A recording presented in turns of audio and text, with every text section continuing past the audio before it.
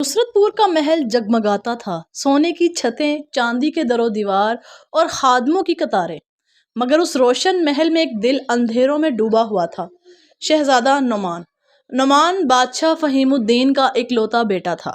محل کی گود میں پلا، دنیا کی ہر نعمت اس کے قدموں میں تھی، مگر اس کے دل میں کوئی روشنی نہ تھی، نہ مسجد سے شناسائی، نہ قرآن سے کوئی رشتہ۔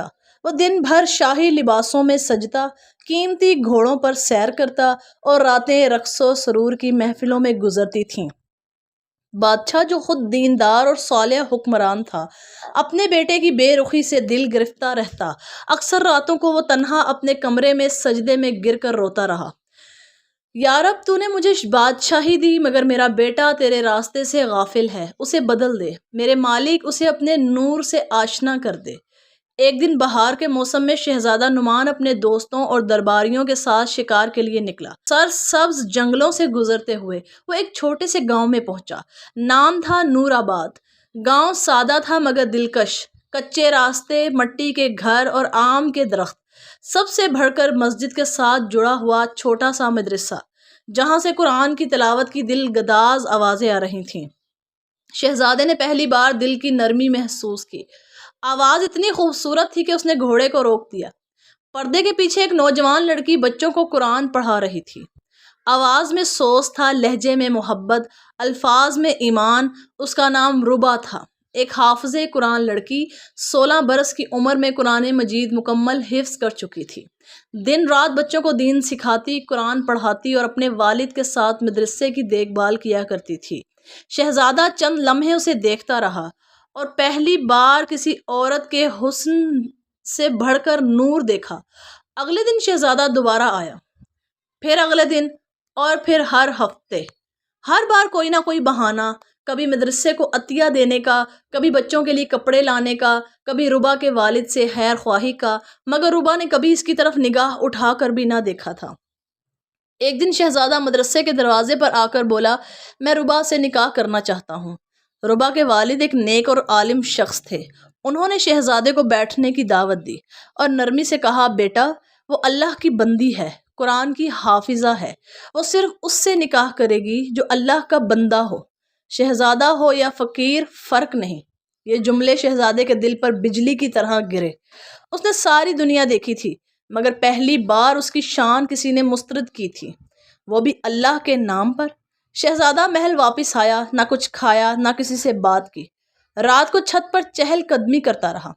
دل میں شور تھا، میں شہزادہ ہوں، میرے اشارے پر لوگ جھکتے ہیں، اور ایک لڑکی صرف اس لیے مجھے رد کر گئی کہ میں اللہ سے دور ہوں۔ مگر اس رات دل کے کسی گوشے میں ربا کی تلاوت کی آواز گونجی اور آنکھوں سے آنسو جاری ہو گئے۔ کاش میں قرآن سے جڑا ہوتا، رب کی محبت مجھے بھی میسر ہوتی۔ اسی لمحے دل میں ایک فیصلہ ہوا۔ اگلی صبح نعمان محل کے باغ میں نہیں، مسجد میں تھا۔ شہزادے کے لباس کی جگہ سادہ سفید کرتا، سر پر ٹوپی، ہاتھ میں قرآن، وہ مسجد کے امام کے پاس گیا اور کہا، مجھے قرآن سکھائیں، میں اپنے رب کا بندہ بننا چاہتا ہوں۔ امام نے پہلے تو حیرانی سے دیکھا، پھر ہنس کر کہا، اللہ جسے چاہے اپنی طرف کھینچ لائے۔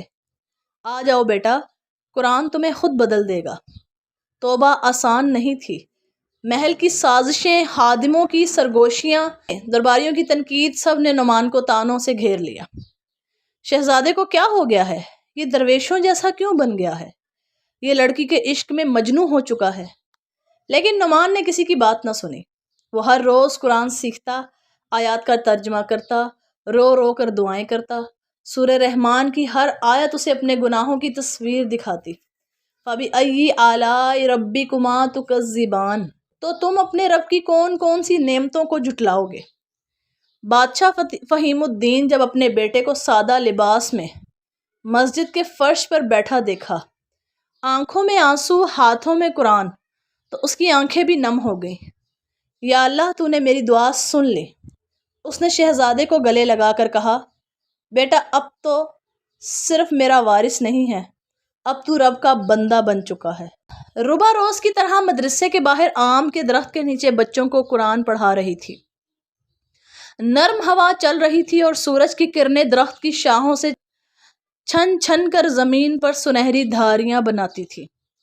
بچے زیر و زبر کی اصلاح کر رہے تھے کہ اچانک ایک ہدہد پرندہ آم کے درخت پر اترا۔ اس نے ایک پکا ہوا چھوٹا سا آم کا ٹکڑا چونچ میں لیا اور آ کر ربا کے قدموں میں رکھ دیا۔ بچے حیران۔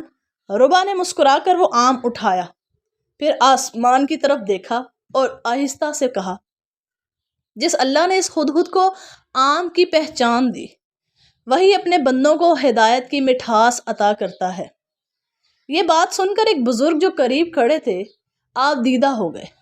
یہ آم نہیں ہے بیٹا، یہ ایک پیغام ہے۔ رب چاہے تو ایک پرندے سے بھی بندے کو جگا دیتا ہے۔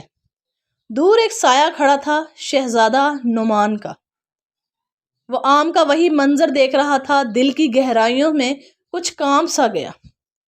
ہدہد کے ذریعے آیا یہ پیغام اس کے دل کے زخم پر مرہم بن گیا۔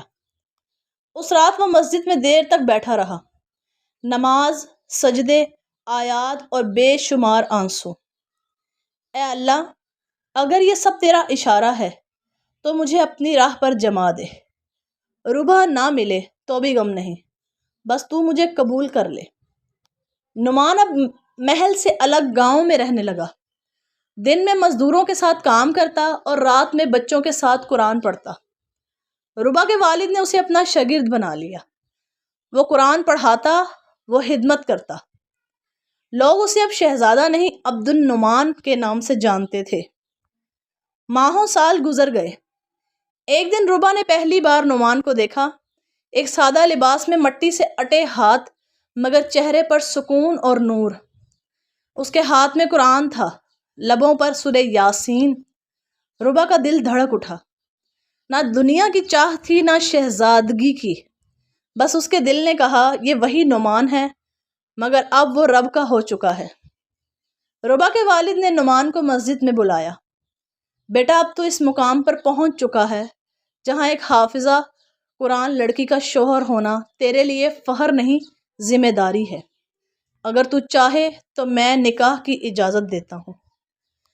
نعمان کی آنکھیں چھلک گئیں۔ اسی روز مسجد کے اندر چند یتیم بچوں کے بیچ نکاح ہوا۔ کوئی زیور نہیں، کوئی جہیز نہیں، کوئی دھوم دھام نہیں، صرف قرآن کی تلاوت، دعا اور ایک سجدہ شکر۔ نکاح کے بعد نعمان اور ربا نے مل کر مدرسہ قائم کیا۔ نام رکھا گیا مدرسۃ الہدہد۔ یہ ان یتیم بچوں کے لیے تھا جن کے پاس کتابیں نہیں تھیں، مگر دل میں قرآن کی پیاس تھی۔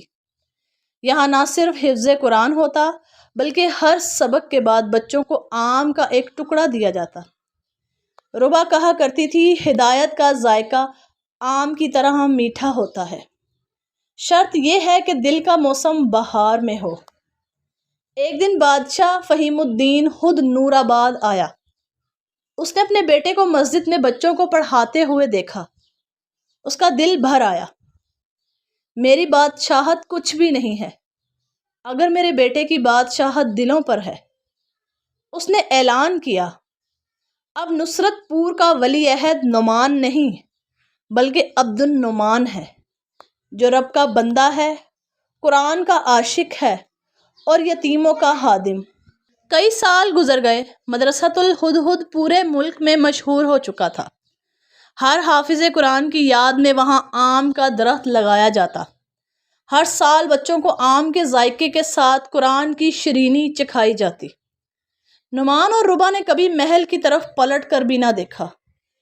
ان کا تاج بچوں کی دعائیں تھیں، ان کا تخت مسجد کا فرش تھا۔ ایک دن ربا بچوں کو قرآن سنا رہی تھی۔ ایک بچہ پوچھ بیٹھا، بی بی یہ ہدہد کہاں ہے؟ ربا نے مسکرا کر کہا، وہ تو کب کا پرواز کر گیا بیٹا، مگر اس کا دیا ہوا آم آج بھی ہمارے نصیب کا سب سے میٹھا پھل ہے۔ وقت گزرتا گیا۔ مدرسۃ الہدہد اب نصرت پور کا نہیں، گرد و نواح کی بستیوں کا مرکز ہدایت بن چکا تھا۔ لوگ دور دراز سے اپنے بچوں کو ربا اور نعمان کے زیر سایہ قرآن سکھانے لاتے۔ نعمان نے مدرسے کی شہرت کے باوجود سادگی نہ چھوڑی۔ نہ سوشل تقاریب، نہ انٹرویوز، نہ خطاب۔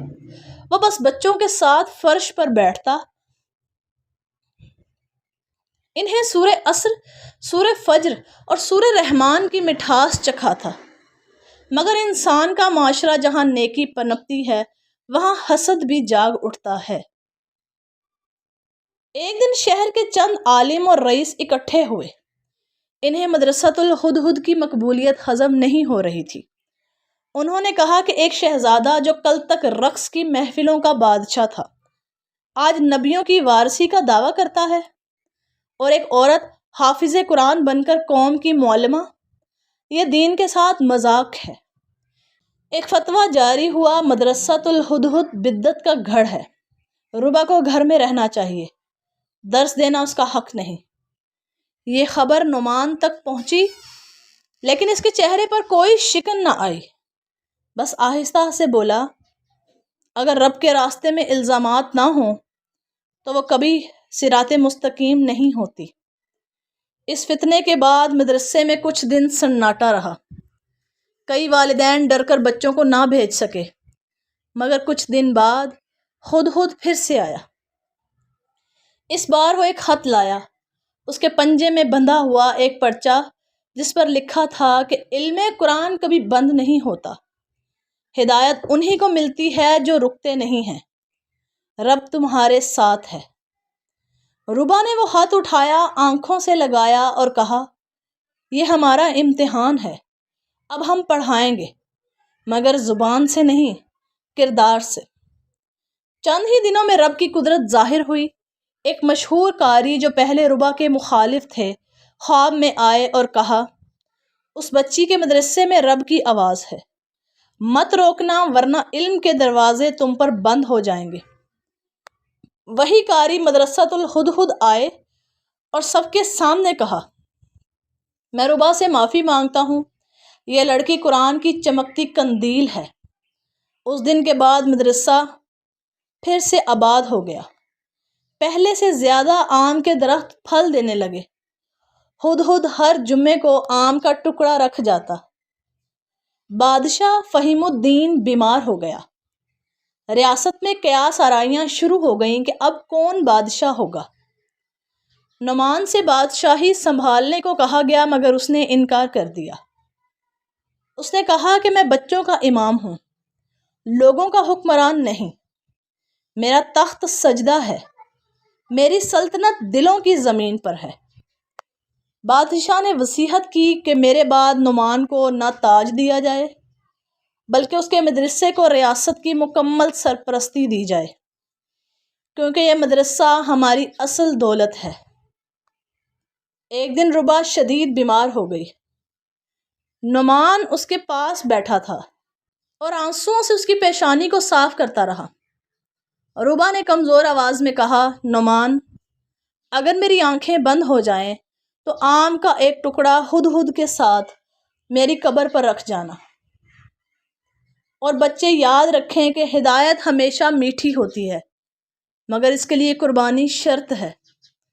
یہ کہتے ہوئے ربا نے سورہ یاسین کی تلاوت کرتے ہوئے آنکھیں بند کر لیں۔ ربا کی وفات پر پورا گاؤں رو رہا تھا۔ ہدہد اگلے دن آم کا پورا پھل لا کر اس کی قبر پر رکھ گیا۔ مدرسہ بند نہیں ہوا، بلکہ اب ہر لڑکی کے داخلے کے ساتھ ربا کی آیات پڑھائی جاتی۔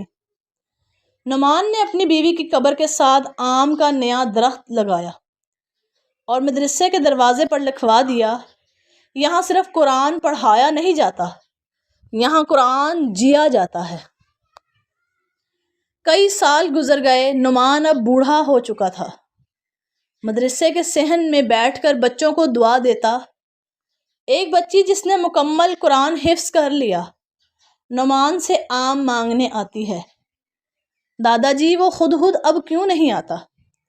نعمان مسکرا کر کہتا ہے، بیٹا وہ اب تمہارے دل میں ہے، جب تم قرآن یاد کرتی ہو تو وہ ہدہد تمہارے الفاظ کے پنکھوں پر پرواز کرتا ہے۔